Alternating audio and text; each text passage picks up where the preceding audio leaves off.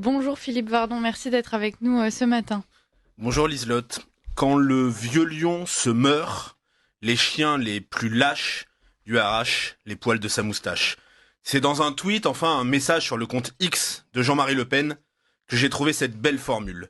Mardi soir, les chiens les plus lâches étaient réunis sur quelques places de France, parmi lesquelles la place de la République à Paris, où ils ont désormais leurs habitudes. Ensemble baroque, mais désormais presque habituel, les arcs-en-ciel LGBT côtoyaient les drapeaux algériens et palestiniens. Confusionnisme absolu, logique Terra Nova, jusqu'aux confins du ridicule.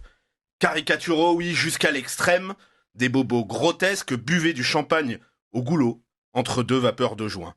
Même leur joie était surfaite. Personnage central du carnaval morbide, un moustachu en doudoune polaire léopard, allégorie. Le freluquet en polaire léopard se moquant du colosse qui a porté le treillis léopard en Algérie.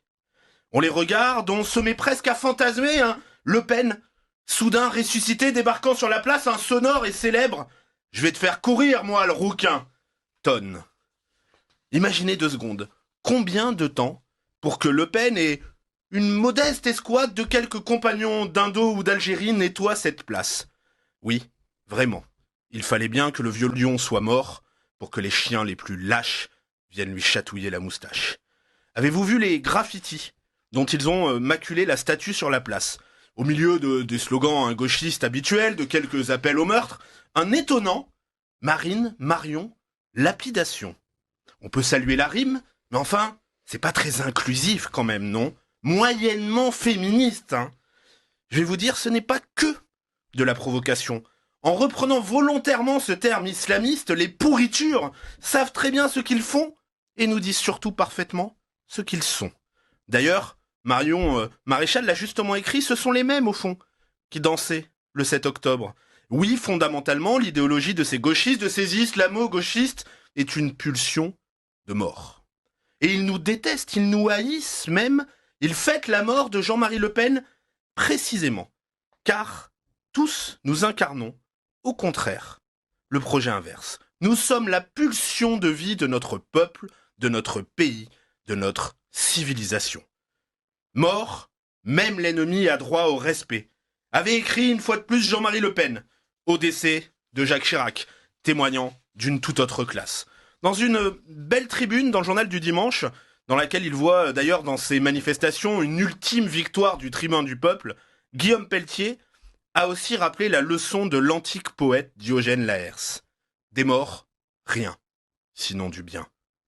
Pendant des décennies, Jean-Marie Le Pen n'a pas eu peur de dire ce qu'il voyait, ni même de voir ce qu'il voyait, selon la belle formule de Péguy. Vigie, sonneur de tocsin et veilleur de peuple, tel le phare pour le marin, il aura alerté les Français sur les dangers de la submersion migratoire et ses terribles conséquences. C'est cela que je retiens, pas ses erreurs, pas ses excès, et je suis intimement persuadé que c'est ce que le jugement de l'histoire, selon la formule du communiqué de l'Élysée, retiendra. Mon engagement politique personnel a toujours été parallèle au FN, à Jean-Marie Le Pen, en face, à côté, en son sein. À 14 ans, la première porte politique que j'ai poussée fut celle de la permanence FN de Nice. En 2010, jeune identitaire, un peu fougueux, j'ai fait mon premier débat télévisé face à lui. Quel souvenir. Alors s'il ne m'a pas enlevé mon caleçon, comme il avait promis de le faire pour Mélenchon, ce fut quand même un sacré baptême du feu. J'ai ensuite rejoint le RN, je me suis battu aux côtés de Marine et de Marion, bien sûr. Le Pen, c'est aussi, je veux le retenir, le saluer, des liens particuliers avec ma ville de Nice, où il fut plusieurs fois candidat aux législatives, où il fut tête de liste aux élections régionales. Toujours, notre ville, notre département lui donnèrent les meilleurs scores. Demain, à la Trinité-sur-Mer, dans sa terre bretonne, sa famille et ses plus proches marcheront une dernière fois derrière lui. Non plus dans une manifestation, mais jusqu'au cimetière où reposent ses ancêtres. Accompagnant la marche, les bombardes viendront prendre le relais des hauts tambours, qui ont toujours rythmé sa vie. Chut. Silence, nous dira le ciel. Laissez passer le vieux chef. À la proue du navire, le marin Le Pen a désormais passé le tour à d'autres, pour assurer la vigie. Il l'a dit pendant des décennies, attention, Français. Il est déjà très tard.